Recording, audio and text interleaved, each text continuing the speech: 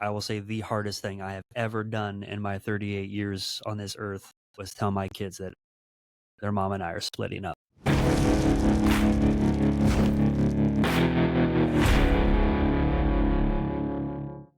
Men's Alliance is tribes across the nation that meet weekly for rugged outdoor workouts and real-world devotions around a fire. We are changing what Christian men's ministry in this country looks like. And when you're ready to challenge yourself physically and spiritually, join us at men'salliancetribe.com. Welcome to the Men's Alliance podcast. Today's episode is one we've been talking about doing for a while. It's so important. We're talking about divorce and men. And we've got some tribesmen who are going to share their stories. And this will probably be a part one of two episodes because it's just that important. And it's impacted so many lives, so many families of tribesmen across the country. And it's a big deal. And so I'm really looking forward to discussing it today. So I'm thankful for you guys being here to share your stories. Box office, router, triple. If you guys have real names, I'll let you give those later. Those are the only ones that I'm aware of you having. So I thought we'd start off with just some of your story, as much or as little of it as you want to share, and then we'll go around with some questions after that. But box office, I'll start with you. You're kind of leading this charge and putting this together. Share a little bit about your story and how divorce has impacted your life. Yeah, absolutely. Well, I appreciate it.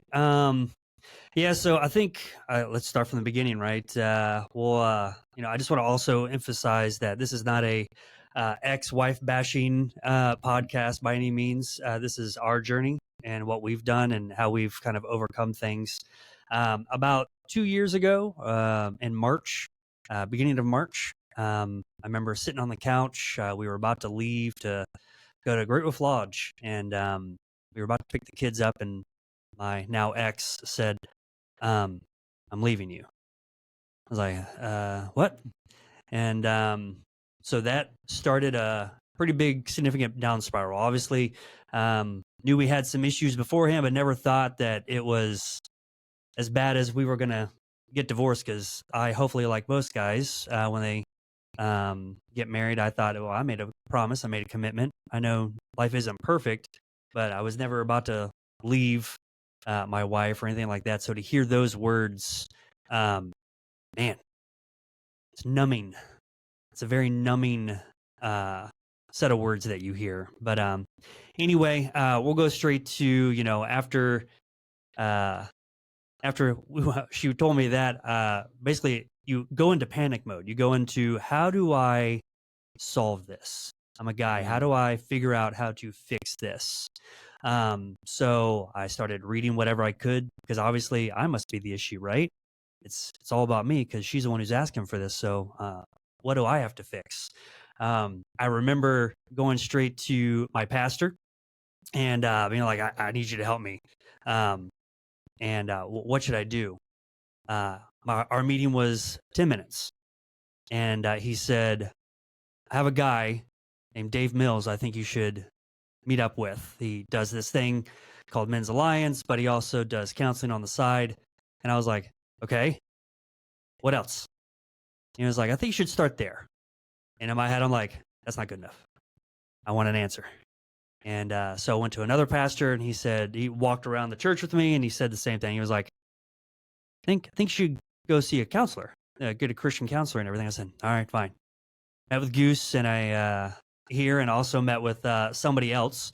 And basically I wanted an answer. I wanted a fix-all answer, right? No one was giving me the answer I wanted. I wanted this magic potion to solve everything. And I met with you, Goose, maybe 3 times, 3 Fridays, or maybe twice, or something like that. And I remember, and I think you brought this up at a short podcast not too long ago, but I remember you saying to me before I left you the last time, you said, listen, man, I want you a year from now, with this separation that you guys are going through when it comes to finalizing divorce, or potentially you guys are going to continue on. I want you to be okay no matter what. I want you to focus on yourself to where no matter what happens, you're going to be okay. Yet again, I said, that's the dumbest thing I ever heard. I'm like, I'm trying to fight for my wife at this point in time. Why is nobody telling me what to do to fight for my wife? I went on a long journey after that, and we can get into some details. I don't want to take a lot of time from the other guys here, but let's just say I went on a down spiral of not working on myself like I should have. I became super dad and tried to be the best dad I could, but when the kids weren't with me, I was drinking, I was isolating. I was suddenly, after a month or so, going, you know what? Maybe I'll start seeing other women. That didn't turn out well either. Broke a lot of hearts over the first year or so of trying to figure myself out. But through all that, thankfully, around the Men's Alliance, was it Men's Alliance anniversary dinner? That's what it was. Right. Next, who's been on here before, introduced me to Router here. And thankfully, I was kind of getting out of the party stage of my divorce and separation phase. And him and I were still had a good time together, but Much more control. we able to, a little bit more control to each other. So there's more to say, but I don't want to. I want Router to kind of take me through that. How long ago was that? So this was that day at Great Wolf Lodge? How long ago? So this is about 2 years. So our anniversary was February 13th. My daughter's birthday is February 28th. And so it was right between my daughter's birthday and my son's birthday, which is in March. And so I remember we were doing a joint thing. And so it was either first week in March, something like that, she kind of told me. But obviously around our anniversary, I got her these nice things and did this stuff and did the husband thing. And she was like, oh, yeah, I didn't get you anything. Thanks. Appreciate it. And she got drunk that night and like passed out on the couch. I was like, oh, okay. Well, see you in the morning. So it's been about 2 years and some change. Yeah. 2 years, 4 months. So, all right, Router. So yeah, very similar timeline to his. It was May 2nd, 2 years ago. Conversation was had where we decided a separation was the best route to go. About a year prior to that, I made some discoveries that wish I never would have with the marriage. I guess even going back before that, we were married 13 total years right before the separation. We had 10 really solid years of marriage, like no issues, never argued, everything was good. But all of a sudden, it just kind of started derailing. I think the start of COVID was some of that. So I don't know if being around each other too much was the case, but she started being out late and doing some things that were raising red flags. I probably didn't have some of the difficult conversations I should have, looking back. Should have called some more things to attention, gotten into counseling, which we never did together. Even once she said she wanted the separation, I was like, let's do counseling. Let's see if we can fix this and work it out. And she had no desire to do that, which was tough. Like, it was done. That was really hard for me to swallow. It's like box office said, where did I fail? So I made a conscious effort at that point that I wasn't going to date anyone for a full year. By Virginia law, you have to be separated a year before you get divorced. Still at that point didn't want to get divorced, wanted to try to work it out. But I said, hey, I'm not going to date anybody for that full year. I want to work on myself, reading books, listening to a lot of podcasts. And that's when Next introduced me to Men's Alliance. So I actually went a couple times that first summer after the separation. Still didn't think it was right for me. Hindsight being 2020. I know it would have been better to start then, but only went a couple times, never went again. Was seeking a lot of advice on Facebook, which is obviously a terrible idea. Let's crowdsource that, yeah. But yeah, going in those separation groups, which it did open my eyes that I'm not alone in this, right? Yeah. But Next just kept encouraging me to go. And then that's when I went to the Men's Alliance dinner, introduced me to box office. And that was really my eye-opening moment that, hey, I do not struggle alone. I do not have to isolate myself and try to fix this myself. Let me get help from other men that have done this before or been through it or going through it. And his and I timeline were so eerily Oh, similar. it really was. It was Almost exactly how unbelievable. the exes even responded. Like, no, we're not doing counseling. Right. Like everything we started talking about, I was like, "Dag on!" Like, what was your wife's name? Like, it was she. Like, So it turns out, right? yeah, they kind of know each other. Yeah. We didn't realize that. Yeah. But yeah, that was really the turning point. And then I started just going to Men's Alliance, opening up about things, and trying to find forgiveness. And that was one of the biggest steps in healing, having forgiveness for somebody that's hurt you. Mm. So it took a while to get there, but every day I'd find something to forgive myself, her, others, whatever the case may be. The more forgiveness I tended to give, the more healing came back my way. And the thing that really started my spiritual journey, because I've been a Christian my whole life, but I don't know that I was truly a believer until some of this stuff happened. It's one of the very first weekends I had to spend without my kids. And that was one of the hardest parts of this whole process, is knowing I only get to see my kids half the time now. Yeah. So it was one of the first weekends. It was Sunday night. I hadn't seen them in 4 or 5 days. I decided to take in the house all weekend. My first 6 months, I spent a lot of just in the house by myself all weekend, doing some drinking, lounging around, didn't want to do anything. But I was took a walk around the neighborhood, listening to music. And at that point, wasn't really listening to Christian music much. But a song came on, Christian song called Just Because by Judah. Essentially, it says, Jesus loves you just because. No other reason whatsoever. And that just completely opened my eyes, and that I realized that I needed to have God in my life. Through all the struggles with the marriage, trying to fix it, same as box office, I tried to fix everything myself. I never once thought to go to God or to get back into church. Early in our marriage, we did go to church, but then life just got too busy. So we stopped. The kids got into sports. So we stopped going. And then never once crossed my mind, hey, let's get back into church. See if we can't fix it through that. So that's one thing I'd definitely encourage anyone listening. Make sure you're leading your family to church. Don't get too busy for that. Make that a priority in your marriage and in your family. No, that's good. So was yours then about 2 years ago as well? Yeah, exactly. Yeah. 2 years ago in May. Okay. So, and divorce just became final 2 or 3 weeks ago. Huh. Yeah. And by the way, how many kids you guys have and ages? I have 3 daughters, 9, 11, and 13. Okay. And I got 2. They're now 12 and 10. And I just want to say that what's funny is not funny. I hate that term. Yeah. Really, well, that's not funny. But anyway, is that I didn't drink because my wife left me. I drank because I didn't have the kids with me. That's why. Because I was like, man, I don't get to see my kids anymore. That was really hard too. So I agree with you there. Yeah. Thanks for sharing that. Yeah. Tell us your story, Triple. So I'll start in the beginning, like box office. So it was a cold, wet day in 1981. Just kidding.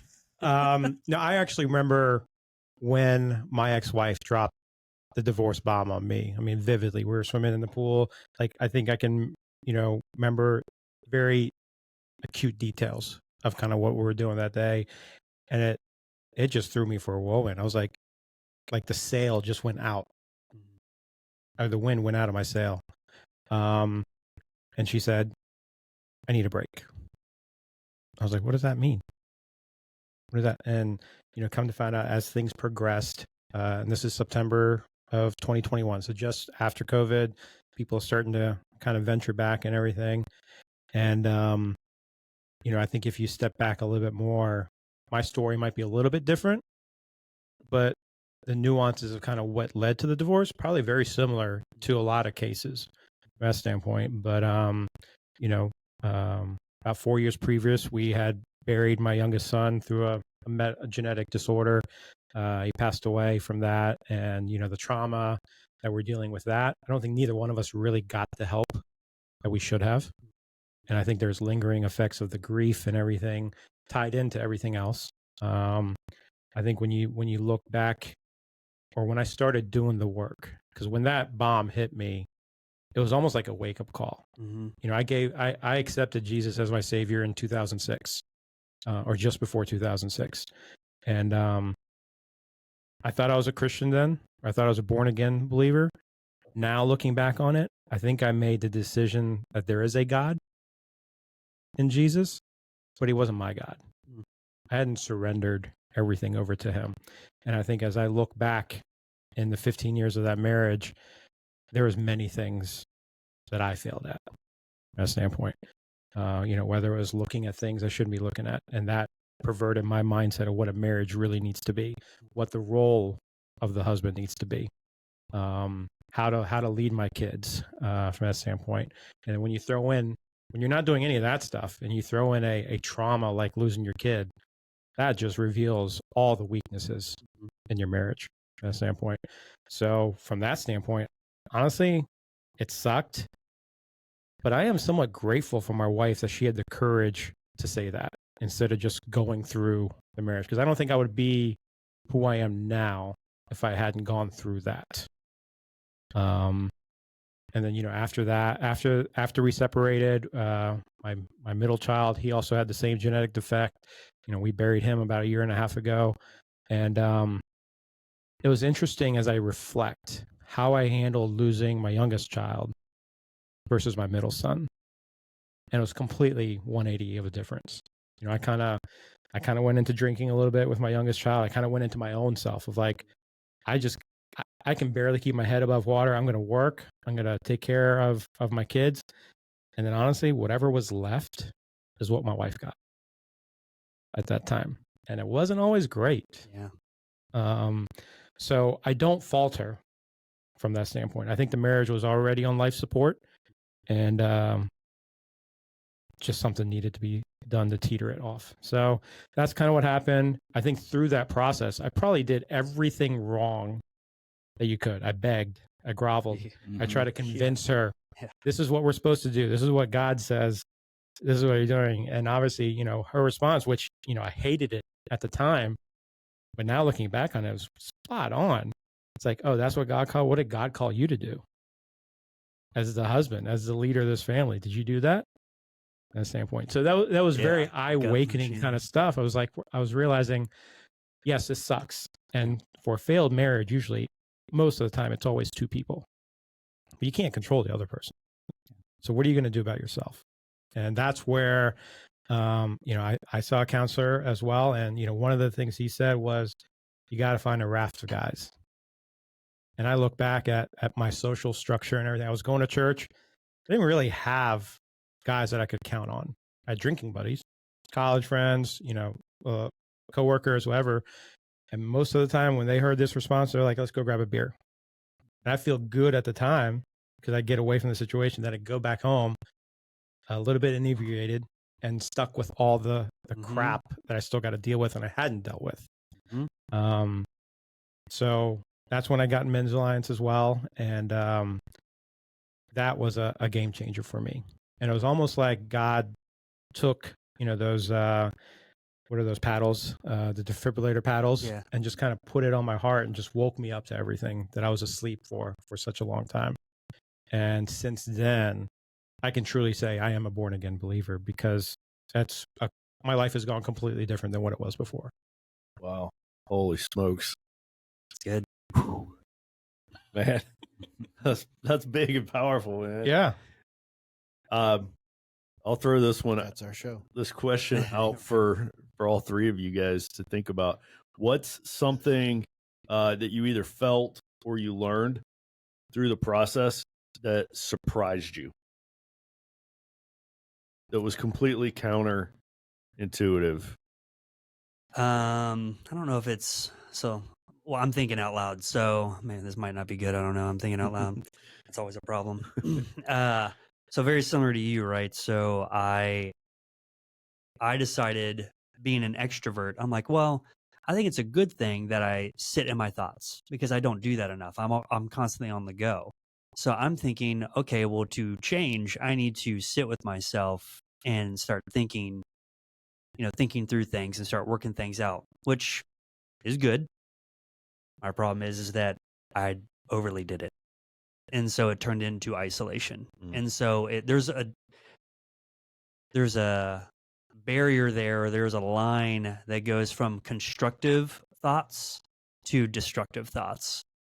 And I think it only took me about maybe 3 days to get to destructive thoughts. Probably more like 3 hours, but if I'm being honest. But and then you start isolating. And so that's what kind of steered towards that. And if I could add something before the next person talks too.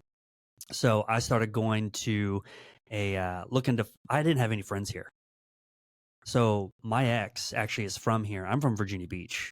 We moved here from Lynchburg with our family. And so I didn't know anybody. All my friends were her friends. Mm. And so who do you think got them when we separated? So we had a couple friends that were really cool and tried to help, be friends with both of us. They weren't the best influence though. I mean, I love them. I love them to death actually, but every time you're around them, all you did was drink. So I tried to find new friends. My first shot of that was joining Meetup. It's that app that you can find like-minded people. I didn't look for the Christian people there. I looked for the people that were about my age and just wanted to have fun. So that first summer was not good because all I did was drink still and things like that. And it wasn't until I always think of the power of threes. It was 3 people in 45 minutes and people that I had never even talked with before had mentioned Men's Alliance to me. And it was somebody at the dog park, Fury, if you're listening, it was your dad randomly at a dog park that said, "Oh, my son goes to the Men's Alliance. He actually goes to the Tuesday Tribe tonight." And I was like, "Oh, okay, that's cool. Thank you for that." A neighbor of mine that I had just met maybe a week prior had said, "My son's in Men's Alliance. I think you guys would be pretty good friends. He goes on Monday night." Oh, okay, that's cool. And then I always blank on the third one. I used to remember it, but there was a third person that said something to me just randomly. And then I look it up online finally, and I see that Spuds, who was the only guy in Men's Alliance at that point in time that I knew, we did parking lot together at our church years prior. He was the leader of that Tuesday night. And I was like, I texted him. I still had his number on my phone from years prior. And I said, "Hey, man, think about going to Men's Alliance." Changed everything. So, sorry. Yeah. A So little off topic. So I can see that the whole I need to be alone with my thoughts. I need to sit by myself and think through this. You can definitely stew in your own juices way too long, right? Oh, yes. And that's when you start just like having all kinds of really unhealthy thoughts. Oh, yeah. I've seen this happen a lot on deployments where guys they've been alone with their thoughts for way too long, in the sandbox. And this is just not good. It's like you need other people or that great idea you came up with. You need to bounce that off us. Why don't you say that out loud? Yeah. I mean, that's why people go crazy. Like you see in the movies, like someone who's stranded on a desert island, and then they get found, exactly right. and they're nuts because nobody tells them that they're doing Thanks, did a anything great crazy. job. Thank you very Nobody much. tells them that they're like you talking to yourself is not normal. That nobody. It's the guys who live alone for a long time. They're like, you're a little weird. You got to create a Wilson. Nobody's telling you. Got to get a volleyball, man. Yeah, nobody's telling you that what you're doing is weird or nuts. My commander would always say when people would at the end of deployments, when people would come back home, he would always say, "Do not buy anything, marry anything, sell anything, or divorce anything for 90 days. Yeah. You need to reacclimate." It's too good. Yeah. It's good. All right. So what's something else that you guys were surprised to feel or learn? So at that same Men's Alliance dinner, I heard someone say in life you should have God first, spouse second, or significant other second, and kids third. I'd never heard that before that night, and I had those completely backwards. Really? The kids got all my love first, and then the wife, if there was any left, and then God was almost an afterthought. Since then, I've completely flipped that script. God first through everything, even running everything through Him through prayer, just to make sure you're making the right decisions, get that reassurance. So that was the biggest eye-opening moment for me, was that, learning that, and how much that's affected my life since I've heard that day. Yeah, that is a huge one. Yeah. Mm-hmm. The prioritization is very powerful. Yeah. And I think so many people, man, that's a really common one. They're, without realizing it, just kind of by default, they're kind of building a system that's a kid-centered marriage. And this is why you see those people divorce a lot around like the 20-year point. They just became empty nesters. They get their youngest one off to college, and then that's it. They were just kind of hanging on to the organization, to get the kids through, and then they were done because there was nothing left between them because they had been kid-centered for so long. The problem is kids aren't going to be there forever, and if that's your foundation of your relationship is your kids, that's a very unstable, volatile foundation. Yeah, what do you think about speaking of that, about the statement or guys who say my wife's my best friend? Like, is that okay? Should she not be your best friend? Is it different for each person? Great question. I'm not sure I know.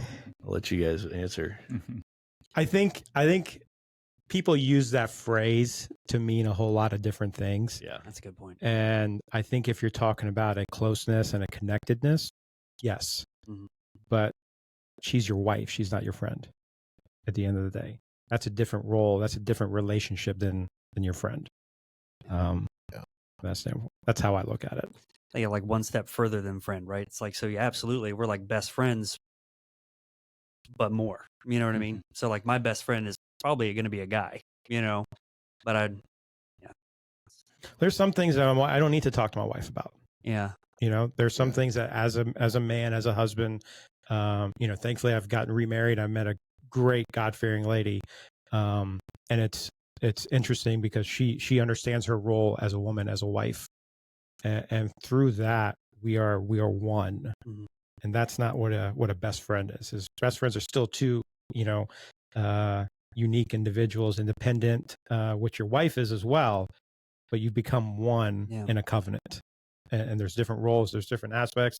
There's a give and take. You're supposed to lead. There's a submission aspect. Mm-hmm. There's a giving up of your self-desires aspect, everything that I feel like you could have a whole podcast on that. So. Yeah. I feel the same way. A lot of people say it to mean we're really close. Yeah. Right. They just mean we're really close. But I think a lot of men say it as a cop-out for not having any other friends. Not making male friends because they're so isolated. They stay in their house all the time and have no band of brothers. Mm-hmm. And then they hide behind that line. Oh, well, my wife is my best friend. I feel the same as you. Like that's a step backwards. You've demoted her from wife down to best friend. Wife is already higher. So I'm like, well, you need a man that will be your best friend. Because like you said, there's things you shouldn't be talking with your wife about, like your struggles and stuff. They don't need that burden of yours put on them. That's why you need a buddy to help you carry that burden. If I could take it a step further too, I've had a couple guys ask me recently. They were like, hey, I'm starting to see this person or whatnot. They're starting to date, and then they'll say, she has a best friend that's a guy. And I'm like, no. Time out. No. They're like, well, no. He's a gay guy, though. That's it. I've heard that too. Yeah. I heard that one. A lot of times, thankfully, lately, I don't even have to have that conversation. He's not, apparently. And I'm like, yeah, that means he wants to be more than a friend, but she may have him in the friend zone, but there's an issue there. That's a whole other podcast, I'm sure. That's a great point. That's a great point to how women cannot understand the way men think. Exactly. And so they don't see it. And to us, it's so obvious. Yes. And they can't see it. And that's exactly why they can't be a good best friend. Right. Because a guy can see through your BS. There are movies made about this stuff. Out. He will call you out on the crappy lie that you're telling yourself. Yeah. Your wife won't. Yeah. She'll say, oh, okay, honey. Nice try. You do get. The other thought that I have on that is that it's asking your wife to wear too many hats, right? Like you need her to wear the wife hat and the best friend hat. That's kind of asking too much of her. Just let her be your wife. Just let her focus on wife. She doesn't need to be your accountability buddy, your best friend, and your workout partner and everything else in the world, right? Like just let her be wife. That's the highest title there is anyway. That's good. That was a good question. Thank you. Yeah. You know, Look to at your, all this I you ha- I spun. have to your it back previous on my- question, kind of to build off of what Router said, I think I'll come at a different angle. I think one of the things interesting that I learned is I felt like I was a good husband. I was providing. I provided, you know, I had a good job, was providing a house, putting food on the table, providing medical care for our kids that need it from that standpoint. And then I heard a sermon where the guy said, that's great, but possums do that as well. And it was interesting why he used the possum, because I think possums are just bigger versions of a rat anyway. But they do the same thing from that standpoint. So how are you different than anything from the animal kingdom? They do what the same.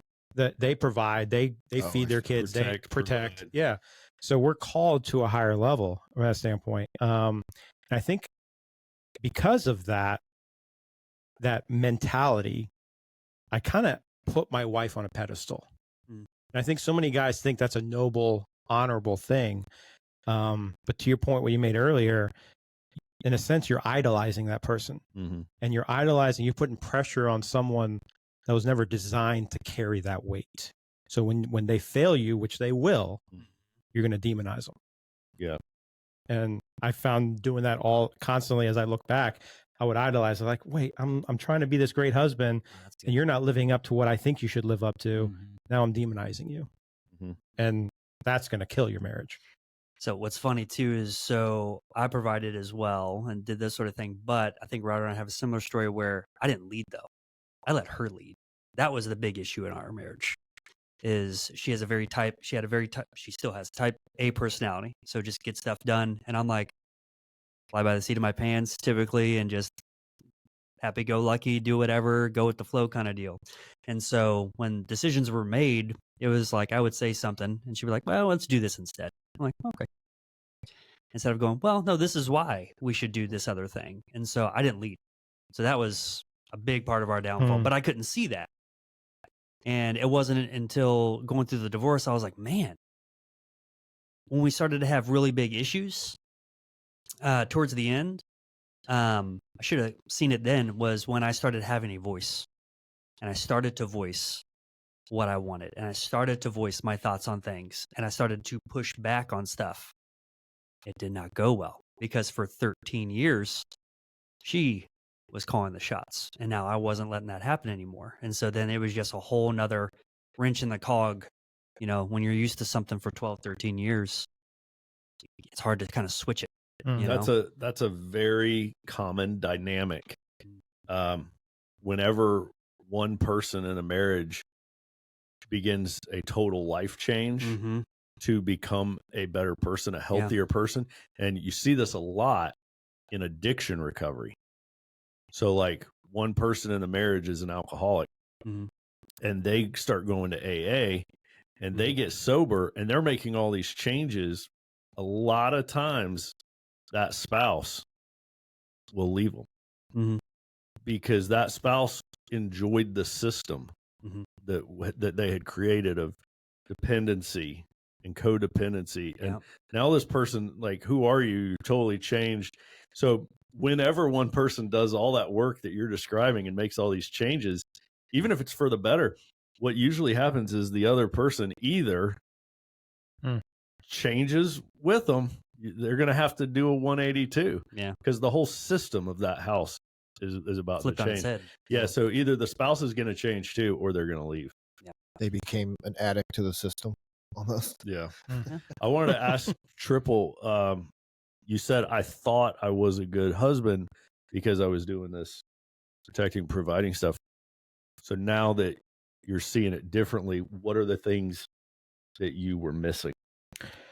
I think the order of priority of keeping God first was one of the things I was missing. And I think when you peel that back, what does that mean? I think for me, I wasn't whole in a sense of I didn't know the purpose I was put on this earth. I didn't know like what a husband really needs to be from that standpoint. So I'm just kind of fumbling through, and I realized when I'm not whole, how can I help anybody else? From that standpoint, you take a glass that's half full, you can never really what's the analogy of like, as you pour more water into it and it overflows, then you can pour out into other people. You got to get yourself whole. You got to get, and almost for me, it was an identity issue. Of I was trying to figure out me. I got this. I can figure this out. And when everything kind of hit the fan for me, I was realized I don't have anything. I don't got this from that standpoint. So yeah, I don't know if I answered. No, that's great. Yeah. I always kind of word what you're saying as you can't lead somebody to a place you've never been. Yeah. By the way, for anybody that hears that and can relate, there's 2 books that I would totally recommend that we can put in the show notes. But one is Emotionally Healthy Spirituality by Peter Cesare. And the other one is The Me I Want to Be by John Ortberg. Both of those books just really focus on what you just said. Yeah. They're really on that. So, if you're listening to this, check out those 2 books. Yeah, that first one you mentioned, when I saw a therapist when all this happened, he mentioned that first book. It's a great read. Yeah. Really, one, it reassures some of the things you are doing right, but also points out the things that you really should focus on and work on. Cool. That's awesome that you read that. Yeah. I found those books tremendously helpful. Triple, you had spoke of, you said, making a covenant with your spouse. I don't know what you guys think about, when you get married, if you get married as Christians, you make a covenant before God, you usually say, till death do we, till death do us part. And then when divorce happens, like some people would say you should never get married again, and because you made this covenant before God, like, I wonder what God thinks about that.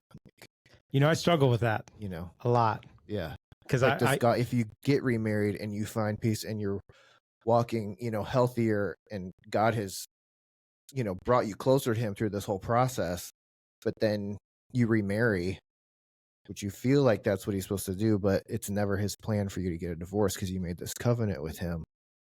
Does he approve of the marriage, or does he think you should stay single because you made a covenant with me that you would be with this person until you died? Right. Yeah. No, that's a very good point. Yeah. Because I've heard the phrase, one, a marriage is one man, one woman, one lifetime. Yeah. That's the original design. Right. From that standpoint. Obviously, because of sin in this world, everything has gotten perverted, not just marriage. Right. So when you look at it that way, you got to be careful, because that gets into a very rules-based, legalistic approach to life. And I think I had that, to be honest, in terms of, my marriage and everything. I had a rules-based. Oh, I did this. You should be doing this and this and this. Right. Kind of thing. And that's why Jesus died on the cross, is to cover all those sins. Because when in the Old Testament, when the Pharisees are talking to Jesus about the situation of divorce, or the woman caught in divorce or something like that, and they say, is this okay? And Jesus comes back to them and says, from the beginning it wasn't so, but because of your hardness of heart, God has provided a way for divorce. And when someone breaks the covenant, then you're no longer bound by that covenant from that standpoint.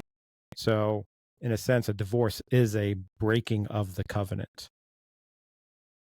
So biblically, there's only a couple reasons why you can get divorced. If there's infidelity. Right. Infidelity, abuse. Abuse, yeah, kind of thing. So I thought a covenant couldn't be broken. That's the whole part of a covenant.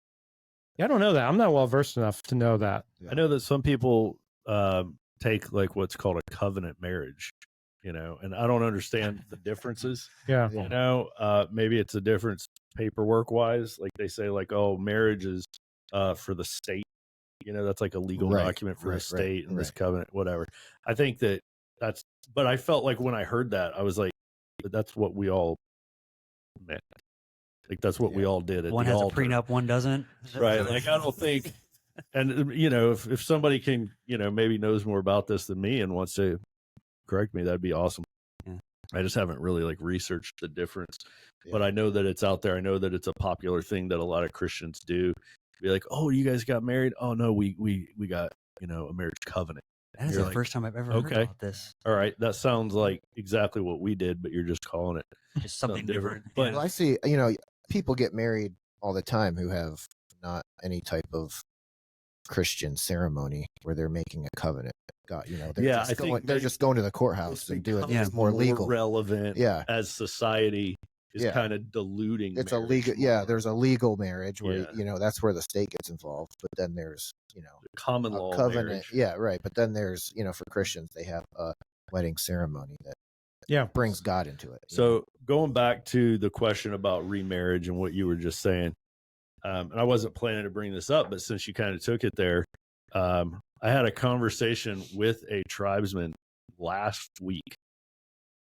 So get this. This blew me away that people are saying this. So this guy, he's been divorced and he's been remarried, and he's been in his second marriage for over 10 years. Happily married. He's living the dream. Wonderful marriage for 10 years. And a group of people are telling him, a group of Christians are telling him that biblically speaking, he ought to get a divorce. Because Right. they said to him, this is what they told him. They said, you're living in adultery every single day. Yeah. Because you shouldn't have gotten remarried, and you married a woman who's divorced. Right. And so you're both committing adultery every day. Yep. And you need to divorce her. And he wanted my opinion on this. And so while we're talking about divorce, and he sent me all this written out with all the references that they gave him. And so I was like, oh boy. And really, I really prepared for this appointment more than I usually prepare for anything. But what I landed on is exactly what you just said.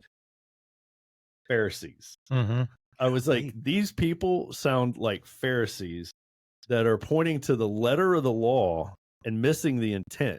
So they would have you to break a marriage vow now, because you broke one earlier. Yeah. So they're literally wanting you to sin again to undo your previous sin. I was like, that makes no sense. I was like, listen, you know you did something wrong. You know you've repented for your past. Now you need to live for the future. And you need to wake up every morning and be like, how can I now be the best husband to this bride every day and not make the same mistakes I made in the past, not go back and repeat them. But that is, to your point, Shadow, like that is a school of thought out there, right? That people that profess to be Christians are telling a man he ought to get divorced from this woman.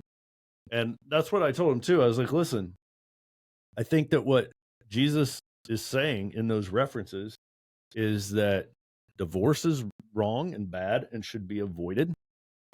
And marriage is a strong commitment that should be for life. And adultery is a sin. Like, I think we can take all three of those statements, like these are all factual. But I think that, like you said, Triple, we do live in a broken world, and these things do happen.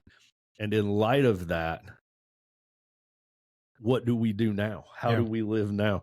We're not in plan A. We're already in plan B and C. So how do we live each day in that plan? And I don't think the answer is stay down. Stay broken. Don't get back up. Don't try again. I just can't see that being the intent. Well, that's interesting because there's a few guys that have asked. They're still standing for their marriage. They're going through a separation. They're not divorced yet. And, you know, they say there's a lot of guys telling me I need to divorce her and I just need to move on with life. And, you know, my advice to him is saying, you're not wrong either way from that standpoint. The situation that she left you in and the parameters of that, you have the leeway to go get a divorce according to scripture. But that wasn't the original design. So if you feel led to stand, then stand. that doesn't mean you can go date and go looking at women and, you know, all that stuff. If you want to go date, then go get a divorce from that standpoint, because you've been, from scripture standpoint, you've been given the clearance to divorce because of the infidelity. But neither one is wrong, in my opinion. I don't think, because I think is it in Corinthians that Paul says, like, you know, a lot of the Greeks are getting saved, or one person's getting saved and the other person, you know, doesn't want to be in that marriage anymore because of that. They're not getting saved. And he says, if someone wants out, you let them out. From that standpoint, you know, why keep them in there and into something that they don't want to be in? If I understand the scripture correctly of what he's talking about. Check that one. I know what you're talking about. Yeah. Yeah. So I don't. It's like if a believer marries an unbeliever, right? Yeah. Yeah. Unequal. Or if they're already married and then one of them becomes saved, becomes a Christian. Yeah. Yeah.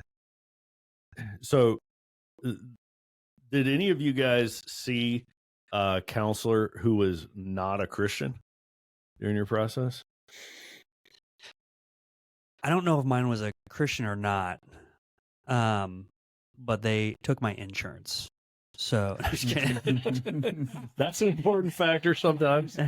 I apologize to the Goose. Goose is a great counselor. It's just I decided to go a different route, and which, I mean, I met with her, but she asked me about my faith. She said, well, she always asked the right question of saying, well, how does your faith play a part in this? So she would ask those questions. Yeah, that's to me. good. So I felt like she was a great counselor in that regard. But I cannot tell you if she was a Christian or not. Because I would just caution anybody listening to this to only see Christian counselors. I agree. So, you know, I've talked in the past about how I was on the edge of divorce 9.5 years ago. And like, I thought that's where we were going. We were moving in that direction, and I went and got counseling from a Christian counselor. But later, I saw a different counselor, and I've seen several, my wife and I, and individually. And one of the ones that I saw later, thank God this was not the first one I went to, but I saw a woman counselor, and she asked me, she said, are you happy in your marriage right now? You happy in marriage? And I was like, no, I'm miserable. Things are awful. And she said, then why are you still with this person? Wow. Can you believe that? Yeah. I mean, and I was like, that pissed me off. Yeah.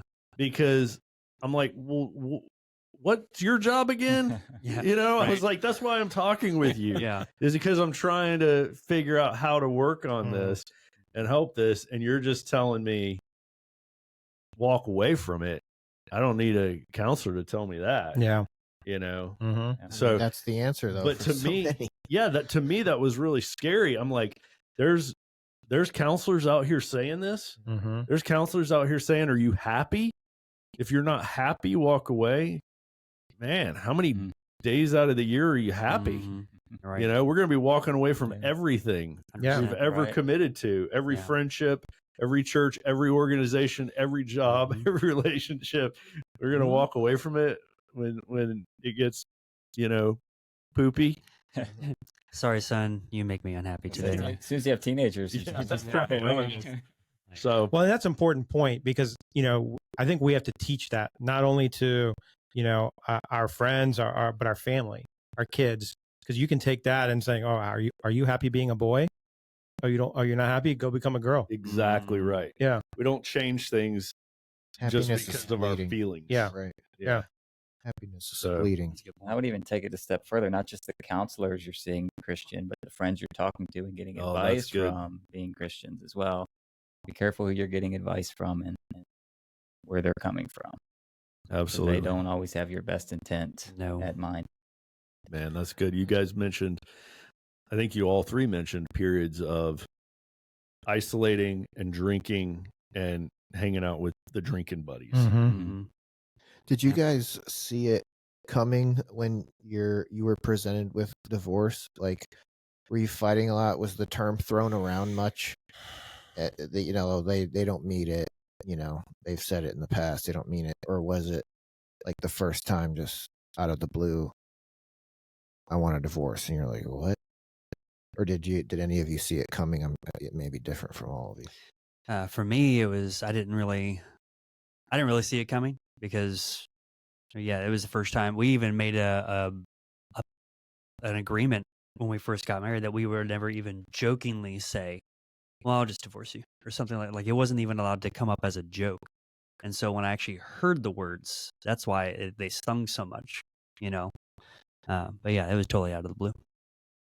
And mine wasn't a surprise, but like I said, I'd found some stuff out a year prior to that, and that was a bit of a surprise, but it was still a little bit rocky. Probably 6 to 8 months before that, she was changing some ways she did things, and so it was a huge shock when she came with the news of wanting the separation.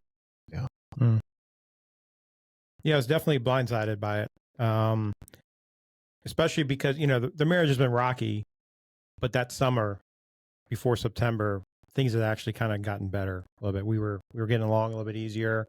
We were preferring one another a little bit more, kind of thing. So for that, it kind of came out of the blue for me a little bit. So, but obviously, I think as guys, I think that it always hits us kind of out of the blue.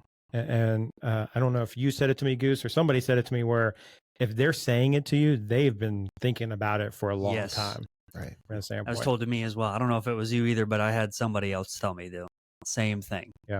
Well, I hate to say this, being a guy and all, but we're usually way behind. Yeah. Yeah. Yeah. We're you Yeah. know we're not.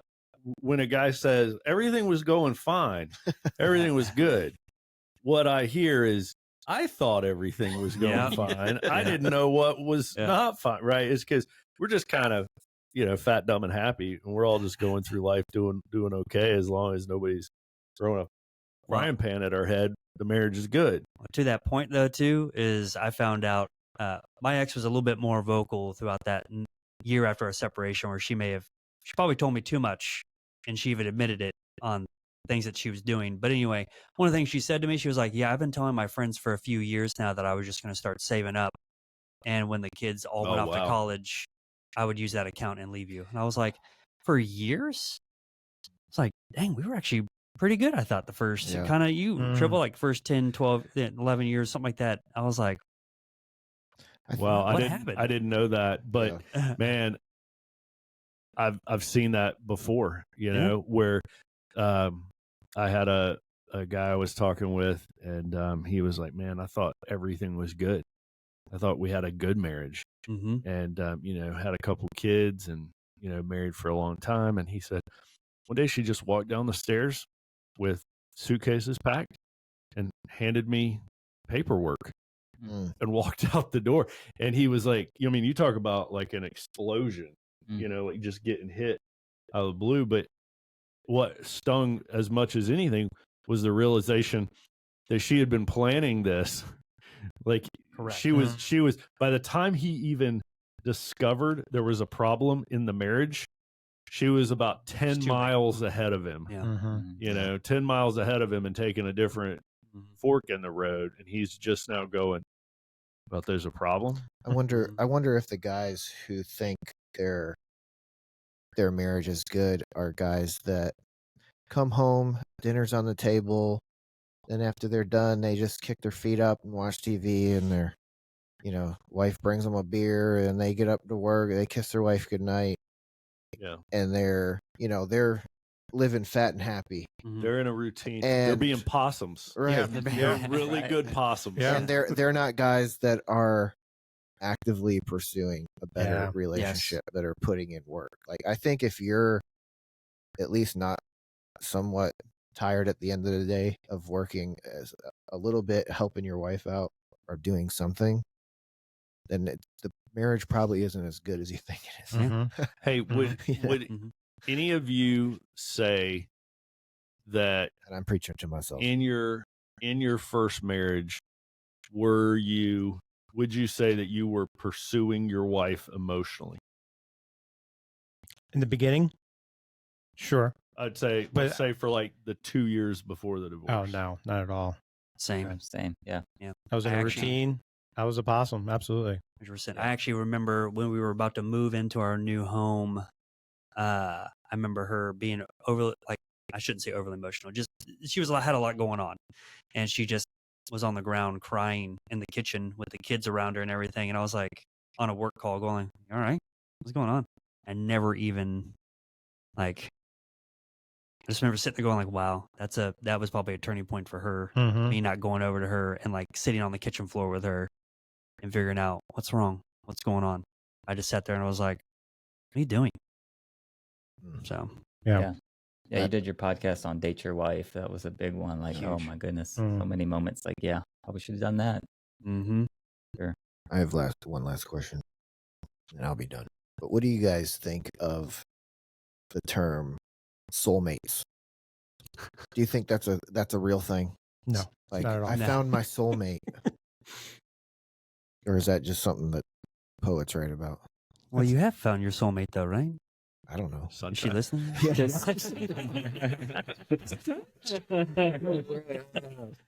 Oh man. No, I'm with you. It's I think I used to think that in my first marriage. Yeah. And I think that led to a thought process of, oh, we're just soulmates. It's going to work out. Yeah. We'll get through this. We'll work out. And that led me to a lack of pursuing her and That connecting makes with her. total sense. Mhm. Soulmate kind of sounds like autopilot. Yeah. Right. Yeah. That's good. Yeah, it's I think it adds a lot of pressure too. Like, Oh, yeah. I got to find my soulmate. Like, right. Mhm. there's Mhm. one There's You a know, lot of out of the potential soulmates out Yeah, there. I'm like, there's one soulmate, and I gotta find, but then it's like, oh, God leads you to your soulmate. It's like, isn't the world perfect? I don't know. I think I thought it too. I definitely don't Yeah. Yeah. believe in it. I'm like, you could make marriage work with a lot of different people. Yeah. There's a lot of different people. You And some can people choose. have. You're free to choose, Mhm. right? You can pick one, and then you make it work with whoever you pick. Yeah, Yeah. Yeah. there's not. I think there's compatibility, obviously. We can go down that road. Like, Well, that's actually a really good word to bring up. Yeah. uh-oh, here What we does go. it mean? All right. Well, for me, in my head, I should say, gosh, I'm thinking, it's different for everybody because I don't need somebody that's identical to me either. I do feel like there's a yin and yang situation. I yeah. do need somebody to help me stay a little organized. If I have somebody else that I'm seeing that is not as organized, then we're just screwed. So- But will that destroy your marriage? Probably not, but I do think I'm actually going to just change and not answer your question, maybe. And I just think that it's good to make a list. If you're out there and you're dating and Sure. everything, I have a list of things I'm looking for and things that I want to see in myself as well. But also things I'm looking for in my next spouse, my last final spouse. Right. I think that's awesome advice. Yeah. The list, because it's objective, and Yeah. you write it down. You make that list when you're clear-headed Mm-hmm. and in a good place, I actually have it. and then it helps you not compromise Yeah. your standards. Yeah. Like, this is what I'm looking for. Yeah. And I'm valuable enough. I'm important enough Ooh, that's good. that I'm not going to, settle. I like how you said I'm valuable and I'm good enough, because as soon as everything goes around, we always think of, well, I'm not good enough. Well, gosh, I must be scum. And so we have a lot of negative self-talk. Everybody I talk with, I mean, I guess there's a lot of guys out there that's my way or the highway kind of mentality, but most guys I've talked with, when they're going through a divorce, they're just like, I must be the worst guy in the world. So you do Yeah. have value. Yeah. So That's important to remember. mhm. I think, when I talk to guys going through divorce, the most important message I have to offer them is you're going to be okay. You hate hearing it though. You hate You're hearing it going to sometimes. be Yeah. okay. Don't Yeah. forget that. Yeah. You're going to be just fine. You're going to be all right. Like 2 years from now, you're going to still You be will. breathing and eating and 100%. enjoying yeah. vacations and having fun with friends, and like, you're going to be okay. Yeah. But like, that is so hard Mm. to understand in that Mhm. moment, Yep. because Oh, you yeah. literally feel like your world is exploding. Mhm. And that's why, like, I think it's an important message that you got to like hear a lot. I'm Yeah. going to be okay. I'm going to be okay. Mhm. Right. I'm going to get through this. Hey guys, is money holding you back from being used by God? If finances are a problem in your life and you're looking for some help, some counsel, some assistance financially, you've got to check out the Main Street Group. It's run by Tom Love, call sign Doc, with Tuckahoe Tribe. Okay, Doc is a certified financial planner. He's a fee-only fiduciary. He's a Dave Ramsey SmartVestor Pro. He uses Charles Schwab assets. He will help get you on course in ways that you didn't even know you were off course. He's not just a sponsor of the podcast, but my wife Carrie and I, we use him for our finances personally. He's helped us a ton. He's been ranked number 2 in the Richmond Times Dispatch, number 1 in Style Weekly. He's a top 40, under 40 investor. He's been featured in the Wall Street Journal, Forbes.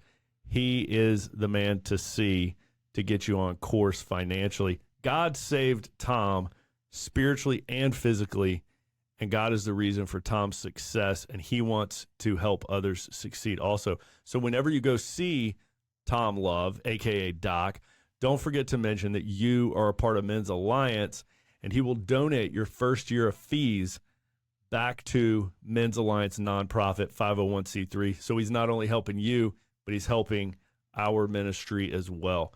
So do yourself a favor, go see the Main Street Group with Tom Love. It's in the show notes. Check it out. And as always, Dave Ramsey and Charles Schwab are separate entities, and past performance is no guarantee of future results. Check him out, the Main Street Group, Tom Love. Next question for you guys, and this can be, as we start to land the plane here, but 45 more minutes. Yep, just another hour. Yeah. What message would you tell yourself if you could go back in time to the day that your wife dropped the D-bomb? What advice would you give yourself that day, knowing what you know now? I might need 45 minutes. I don't know. I would say don't isolate. You think you can sit, isolate, think about yourself, figure out your own problems, but you can't. Talk to other people about it. Get those emotions out. A lot of times, once you start talking, that's when you start to find your answers. Mm-hmm. Try to do it within. It's tough. Another thing I started doing, you journal a little bit. That's if you don't have someone to talk to, at least journal it. That's a great way to show your growth. If you go back and read some earlier journal entries that I did, some ugly stuff in there. I did a Devo about it, I believe. But just that shows your growth as well. You record some of your early thoughts, and then that way you can track your growth. But yeah, don't isolate is my biggest one. Good. I would say become the best version of you. Not the best version of, that I like how that guy looks, I'm going to become that guy. Become the best version of you. And Can't all be shadow. no, you can't. We can aspire, but We all have shadow posted up on our walls. It's motivation. and what that really means is I'm actually pretty blunt with people that ask me that same question. I'd be like, you got to put in the work. Mm-hmm. If you really want to become the best version of you, that requires work. And I've come across this acronym of PIES, and it's stuck with me. So it's, PIES. The P is physical. Become the best version of yourself physically. You don't have to be the shredded guy or anything, but do something hard physically. Then intelligence. Work on something that sharpens you mentally, whether it's reading more books, whether it's becoming proficient in something that you've always wanted to do. And then the E is the emotional side. I think that's one of the bigger ones is don't suppress your emotions. Get your band of brothers, get your accountability partner, get your counselor, a good Christian counselor, and deal with the emotions, process them. I remember my counselor telling me, hey, I texted him. I walked into the house, saw wedding pictures of my ex-wife and pictures of us, the 15 years. And I texted him. I was like, man, this is tough. This is hard. And he texted back saying, it's going to be okay. And that point I made a commitment. So I was like, I'm going to have to eventually take this down, these pictures, but I'm not going to take them down out of anger or out of an emotional state until I kind of go start passing by and I'm like, I don't even think twice about it. That's when I realized I'd done the work to process those emotions to where, okay, I'm okay taking it down now. I'm doing it for the right reason, from that standpoint. And the last one that kind of ties it all together, spiritual, is you gotta know what you're called to do on this earth, how you're created. You know, we're all image bearers of God, but men and women are created differently. Understand the image that you were made in as a man and what that really means, and don't be afraid to step out into that. And that can be peeled back so many different ways. Oh, yeah. But that acronym was easy to remember. I love pies. Yeah, and I love pies, as you can see. Cherry Yeah, on apple, peach. little ice cream on top. So, But you don't even have to be divorced to follow that. no, I mean, not That's great. great. That's what I was Yeah. going to say. Is like once I realized that, I was like, wait a second, thinking I've like, been man, doing this. Yeah. from to the get get-go. divorced so I can start doing this. So, yeah, Your wife does not listen to these, right? She doesn't. Okay. No, that's good. Physical, intellectual, emotional, spiritual. mm-hmm. Work on yourself in every category. And I think when you do that, you know, when you put in that kind of effort to work on improving yourself in every one of those categories, and this is something that, you know, we've talked about before on here, is you're building that lifeboat that's going to be able to weather through any storm. So you stop worrying so much about the storm. Yep. Don't worry about trying to control the storm. You can't.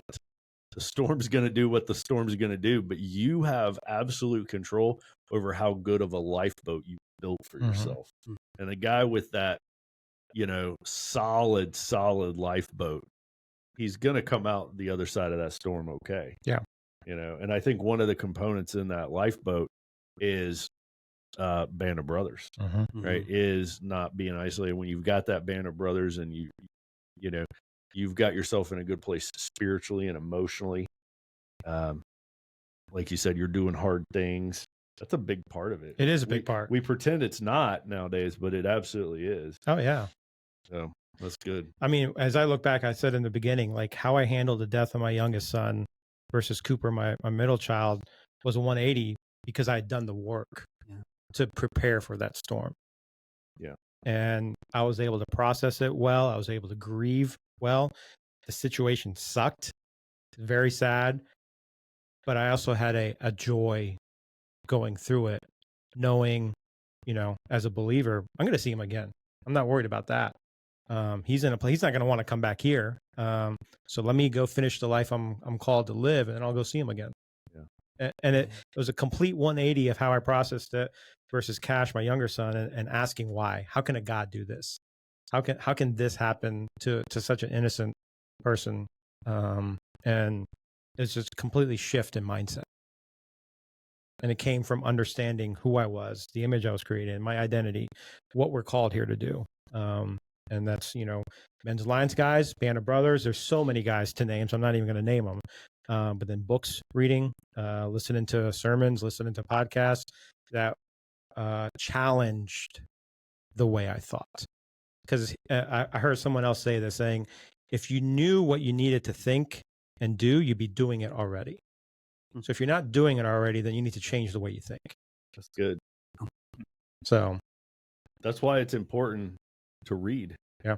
You know, because we think like, oh, I'm not going to, you know, you always hear people disparage books, but like, I'm not going to like read something in a book that's going to help me. Yeah, you absolutely will. Yeah. That's exactly how it works. We're like, oh, I'm not going to read some book that's going to make everything better. No, it will. That's exactly how it works. Just make sure they're the right books too. That's right. Right. I started reading a book when I first did talk about the lost inner child kind of deal, and I was like unpacking stuff from like 25 years ago that I'm like, this is not helpful right now. Why am I doing this? Yeah, that's right. Just like friends and counselors, you got to get the right one. Yeah. To that point,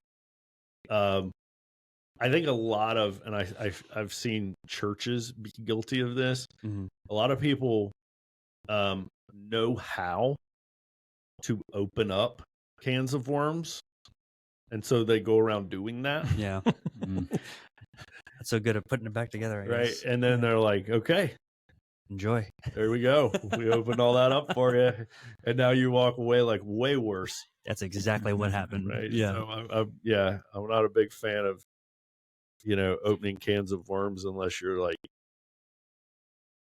got 3-letter degree on putting them back in there. I'll make sure to look up the book to put in the show notes of not to read. All right. Are there any Yeah. good books on divorce that have been made into movies? For, you know, our non-readers out Or there. comic books. Can I instead answer the first question instead of that one? Sure.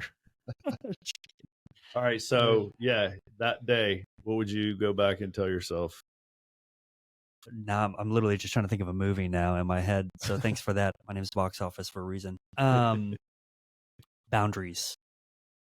I would tell myself, dude, set up boundaries, not just for yourself and your surroundings of, like, say, for instance, boundaries with alcohol, boundaries with the kind of friends you're in, boundaries with your ex-spouse at this point, the woman that you're separating from.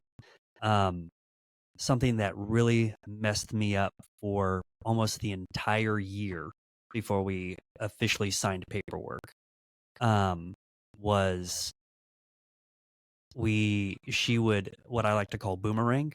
So when we would exchange kids, she would come in, ask how I'm doing or something like that, and then all of a sudden she would just come in and give me this huge hug and just go, "I'm proud of you," or say something to me before she walks off. And so for the next week that I'm by myself, I'm like, so is there a chance with her and I? Like, and so I start to go down that path again and know that door's closed because now all of a sudden she's seen somebody else or whatever. That's a whole nother podcast. That'll be part 2, I guess. But anyway, boundaries as in establish them early to make sure that you are emotionally protected and mentally protected, really. I did not do that for the first almost nearly a year, and it really set me back. Really set me back. This guy can attest that I would all of a sudden be like, we need to get a beer. Like, what happened? She came into the house to say goodbye. Oh gosh, what did she say this time? Kind of deal. Like, it was that kind of stuff that was going on. So set that's healthy really good. boundaries. Yeah. And I will say this, when I started to set healthy boundaries, she didn't like it. Oh, She's yeah. like, what do you mean I'm not allowed in your house anymore? I had to get that extreme. True, you're not allowed I was in my house anymore. gonna kind of push you for some specifics. Like, She's not allowed. you can't come in my house. Yep. You can't hug me. You Correct. can't have a key. You can't come in whenever you want. Correct. You know, things like that's what we're talking about. Yeah. When we're saying You have to get boundaries. extreme sometimes, and I wish I would have done that before. Now, if I'm not at the house and she needs to drop something off, she knows the garage code. She's allowed to go drop something off if it's kid related into the house or something like that, but she lets me know ahead of time. Plus I have cameras, so I'll figure out if she's in there anyway. So but things like that, absolutely. Yeah, that's really good. And there's a fantastic book called Boundaries. I think I've read it 3 times now. It's Boundaries by Cloud and Townsend is like one of the most important books for any relationship. For your kids, for your in-laws, for your business partners. Like, it's so important to read. And actually, there's a lot of boundary stuff in emotionally healthy spirituality. Like, there's all the concepts of boundaries are in that, and the Me I Want to Be.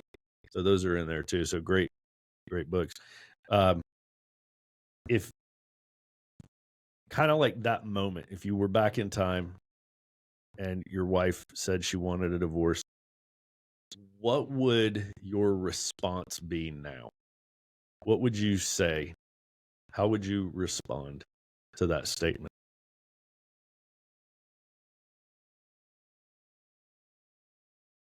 Yeah, I may act the same. Say, let's see if we can work it out. I didn't want to go down that trail of divorce, so I don't know if it would have changed much. Yeah, I'm trying to box the question up here. So you're saying how we're feeling and how we are, where we've come from now. Yeah, where you're at now. I guess I could also phrase it like this: what do you think is the best way to respond, for a person to respond to a statement? Crying and groveling on your knees. I can change. I can change. Sounds like that's First one, I figured maybe 2 or 3 more times. That's Hollywood right there. Like, I can change. No, soulmate. Yeah, you're my soulmate. My best friend. I swear I'll stop sleeping with my socks on. I don't know. I don't really do that. I think I would be more inquisitive. Like, why? Like, I think I'd be a lot more intelligent about it.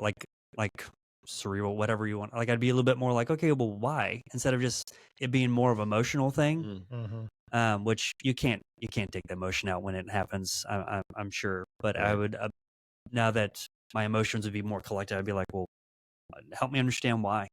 Okay, what? I'd have more of a conversation if she was willing to have it, and see if we can't really dig into what was the turning point. Where was it? Okay, well, maybe we can change that. Maybe we can't. So need a little bit more of a conversational piece. Okay. Yeah, Less I like that. emotional, more Ask more intellectual. questions, dig a little bit deeper. Yeah, I like that. Interesting. I think where I'm at now,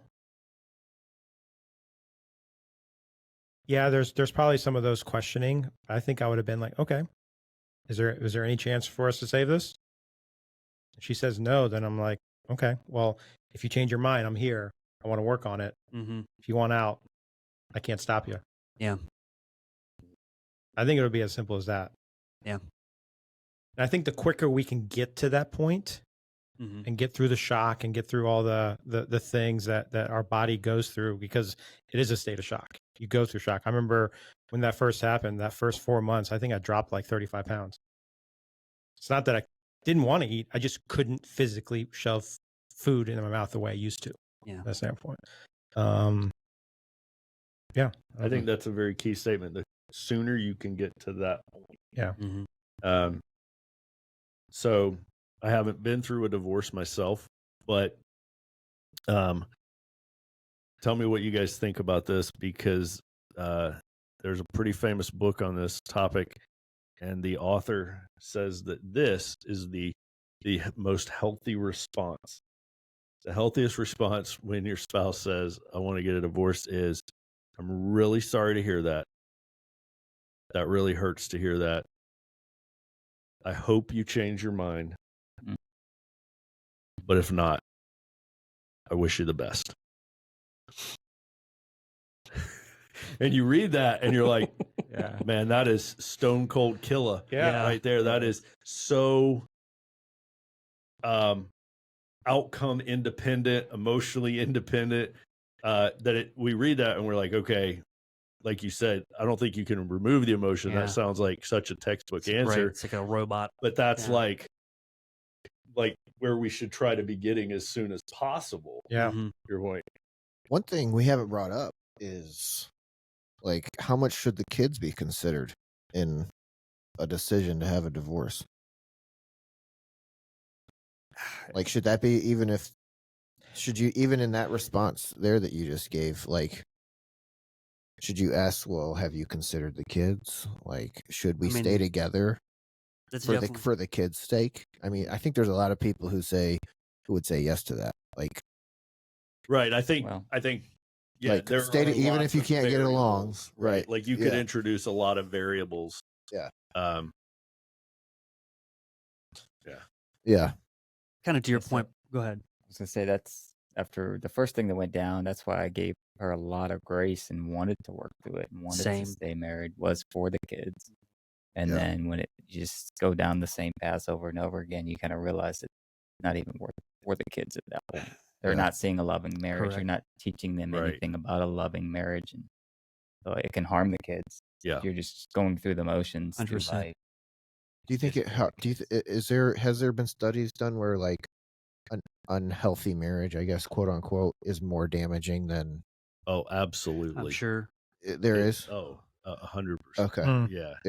Yeah. It could be there's- more damaging than just a There's divorce. people who are staying married, but screaming obscenities at each other every Yeah. day. Oh, 100%. Yeah. You know, I see it. and the kids are hearing their parents say like every vile thing Yeah. Yeah. possible back and forth. Yeah. They're not benefiting from being in that environment at all. Okay. I will say that because we brought up the topic, I will say the hardest thing I have ever done in my 38 years on this earth was tell my kids that their mom and I are splitting up. Yeah. I mean, you talk about someone there was not a dry eye, at least between me and the two of them. it was the hardest thing. Even my daughter, who's not as emotional, was in tears. They actually thought when we were having a conversation with them that there was going to be some sort of surprise that we were going to give them. And I'm like, no, it's not that kind of conversation, guys. And it was gut wrenching to have to tell them, because at that point in time, they're what, 10 and 8, 9 and 7, something like. They just turned 10 and 8, I guess. They thought you were going to tell them we were going to Disney. Well, right. They actually thought that we were going to Yeah. do something like that, go on a trip. And I hope she doesn't listen to this, but I will say that I remember going upstairs after the hardest thing I ever had to do in my life, and my ex says, well, that wasn't that hard. Well, that wasn't as bad as I thought. And I just remember staring at her going, you are gone. You are, what? Were you, I literally looked at her and said, were you not there? Are you not just in there right now? They are crushed. I will never let that happen to them ever again. And that was the moment right there that I was like, that's when I became, in my head, super dad. I had to do everything for them because I could not watch them react to something like that ever again. You mentioned that super dad thing before, and I want to come back to that. I think a lot of men think that what they need to do is pour themselves in to be super dad, and in so doing, they can fix things. What are y'all's thoughts on that, or recommendations to guys thinking that way? Because I brought it up, I'll say it first. I'm sorry. I say it, and I was actually just talking about this recently, because a lot of people, when you go through something in life, people want to give you plenty of advice. And one of the things I've been seeing with this stuff, which isn't wrong, is a lot of people go, focus on your kids. Just focus on your kids. Just focus on your kids. And I'm like, I know their heart's in the right spot. Don't get me wrong. And granted, they should definitely be a priority, but you should be the focus. Yeah. How about take care of yourself? You got to take care of yourself. And so what I was doing is, when I had those kids from Friday to Friday, it was 100%. Everything was them. I didn't even care. And then as soon as they went to bed, that's when I was pouring myself a glass of drink or something like that. Or when I wasn't with them, like I was like, because you were on empty by the end of that day, man, you would be depleted. Correct. Yeah. And so, man, when you get those kind of a systems, sometimes, the other spouse is doing the same thing when they're with them. And then you get like two parents who are both completely on empty, totally frazzled and drinking and not in a good place. And kids that sometimes get really, really spoiled when the 100%. mom and the dad are competing through gifts for the kids. 2 Christmases. My daughter legit said that. She did. She was like, we got 8 Christmases this year. I was like, 8 Christmases? Well, yeah, between you, mom, this grandparent, that grandparent. I was like, oh, what? Anyway. Yeah, so that's a great point, right? Yeah. Is don't just focus on the kids. Focus on yourself and then the kids, right? But God first. Awesome. Yeah. And back to the point about boundaries. The boundaries with the kids are key too. Yeah, that's so good. Same thing. You kind of let some of those boundaries go just to make sure the kids are happy. Or they say, Mom, used to let us do this or that, but you got to keep those boundaries in place. Otherwise, it's the wild, wild west, and they think they can do anything and get away with anything. Yeah. We were actually in here earlier this morning. Me and Shai were talking with a guy who was in here going through a similar situation, and we talked about the importance of when you've got those young kids and there's those battles going on, about the importance of taking the long view with them. You got to play the long game. Yeah. And we were talking about picture your kids when they're 30 and parent now for those aged kids, right? If you're playing the short game, you're going to try to spoil them and buy their love and let them stay up late and let them eat candy for dinner and let them watch any movie they want. You're going to have like no boundaries because you're hoping to be the cool parent, cool, fun parent. But when they're 30 and they look back on that, they'll be like, my dad was a train wreck. He didn't even parent me. He was like a child as well, right? Like 15 cavities now. Exactly. But if you establish all those boundaries now, like you're saying, playing the long game, they might get upset at you now and be like, Yeah. "You're no fun. Mom lets us eat candy." When they're 30, Yeah. that's what matters. You're not raising kids. You're raising adults. Yeah. Right. All right. Last question. What would you guys say to a guy who is just now beginning down this path, this journey? What would be your best advice? I think a couple things. One is learn to forgive. Whatever the circumstance, don't harbor unforgiveness. I think that's very key, and that's a command. Jesus commands us to do Right. that. It's not an option of if you feel like it or Right. if you've done the work and all right, now I'm happy, now I'll forgive, or I've moved on, I've remarried, now I can forgive her. No, you got to forgive. And there's so many implications of that. And I think the other thing is, you ask like, hey, what's your response if your spouse says, I want a divorce? And if you're gotten to the point where you can say, okay, is there any chance of fixing it? If not, okay, I wish you all the best. Lead in that process as a man. Don't leave it up to her to necessarily do it. If that's what you're going to do, I think it's an important thing to lead through that process as well. Wow, I never thought Yeah. of that. Yeah. So I didn't do it necessarily in the beginning. I kind of left it up. So I was like, if you want this, then you do it all. Yeah. Kind of thing, And I think I heard somebody say, because I was still standing for my marriage at that point. And if you're standing, do everything you can to become the best version of yourself so that she can see it. And if she still wants to leave, that's out of your control at a standpoint. But do everything, because if she does leave and you're leading, you've learned that skill, a trait for the next season of your life. So That's good. Yeah. I double down on both of those things. Forgiveness is key. You have to forgive. It's hurting nobody but yourself to have any ill will towards them. Same thing, lead down that process. I was the same. I was like, you wanted this, you do everything. She never would, so I had to step up and lead and start the whole process. So if you know it early on, start early on, and that way you can get to that recovery point quicker. If you're not in a tribe, get in a tribe. Join that's Men's good. Alliance.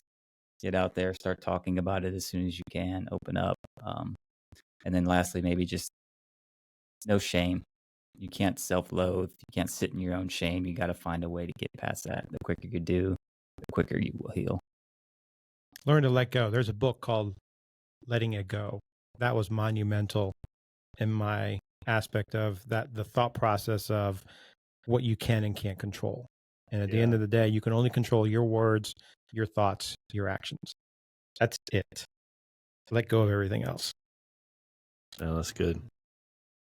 Dang, you guys took a lot of what I was gonna say. Like, golly, You should have went first. I know. I'm like, the one time I decided not to open my big mouth, right?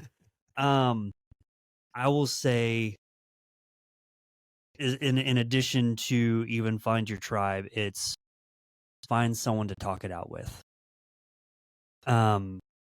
We are actually starting, if you're in the Richmond area, we are actually starting a separation and divorce support group. It's going to be meeting at your house at the end of the month. And then it's going to be, we're just trying to connect other guys that are going through it or either have gone through it. Man, that's awesome. And honestly, that when I have lunch with guys or grab a drink or coffee or whatever it is that are going through this, I just let them talk. Like, I don't say but so much, and I just let them talk, man. And afterwards, I can't tell you how many hugs I get being like, thanks so much, I needed that. And I didn't do anything. I just was a listening ear, and then at some points just said, no, you're not crazy. That's all I have to say. Because honestly, there are some things where I'm like, well, I probably wouldn't have done that. But, but I'm not going to also bash a guy right now. He's going through a very emotional time. So I would say find someone to be able to just completely be vulnerable with. Another guy, excuse me, by someone, another Yeah. man. Mhm. If your best A friend's a woman, Christian- yeah, a Christian Christian man. man. There you go. And talk it out. Yeah. Because the more you can talk out, I think Router even said it earlier, the more you realize, oh, okay, you get to your solution to your problem, or you hear it out loud and you go, I'm an idiot. Hold on. Yeah, that doesn't sound right at all. I probably shouldn't do that, or something to that extent. So Awesome. Yeah, one more, maybe just don't rush into dating. Make sure you Yeah. take time to yourself. Your heart I'll save that so for part 2. vulnerable. Yeah, at that point, do not rush into dating anybody. Amen. Your heart is so vulnerable. Oh, Yeah. yeah. Man, that's well said. Mhm. Yeah. Mm. You mentioned earlier you waited a year. Oh, yep. So- Full year. Yeah. And very glad I did. Yeah. I mean, there's some lonely times. Don't There's a get me lot of wrong. benefit to that, right? But- Because it takes a year to go through every season, every holiday. Yeah. And kind of go through that grieving mourning process Right. of healing before just going on to the next thing. Yeah. Good stuff, man. And y'all are with somebody else right now, right? Mm-hmm. Yep. So we'll talk about that. Someone's Remarried. We can talk We're about not that young. next. We can talk about that next time. Awesome. So Guys, this has been This is awesome. so Yeah. powerful. I've learned from listening to you guys. I appreciate you being vulnerable, sharing your stories. And, one of the things that you guys are doing in this podcast today, but also you're doing with this group, you guys are starting is, it's highlighting that lesson that we talk about a lot, that whatever God brings you through, he's brought you through it for a reason. Yeah. Right. And so now the reason is always so that you can help others Yeah. that are going through it. Right. So you guys have gone through something unbelievably difficult, and it's not an easy thing. It's a long, difficult, painful process. But you guys have gone through it, come out the other end, and now you're in positions to help other guys. So Yeah. really appreciate you guys sharing that. And I'll just say real quick, if you want to see what all of these guys look like, go on YouTube. That's right. If you're We're listening there. to this on Spotify, Yeah, go check us out on YouTube. yeah. Follow Give us a like, give us subscribe a comment. Tell- We're there. say something nice about Shadow. Yeah. Maybe we'll add some special effects too. I don't know. Yeah. Happy with that. All right, guys. Thank you. All right. Yeah. Thanks. Yeah, man. Thank you. To find out more about what we're doing and to join us on our mission, go to men'salliancetribe.com. And don't forget to subscribe to our YouTube channel and give us a 5-star review.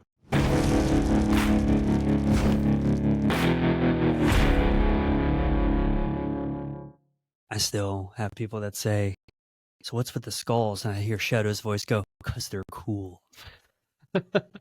They are cool. Because they're cool. They are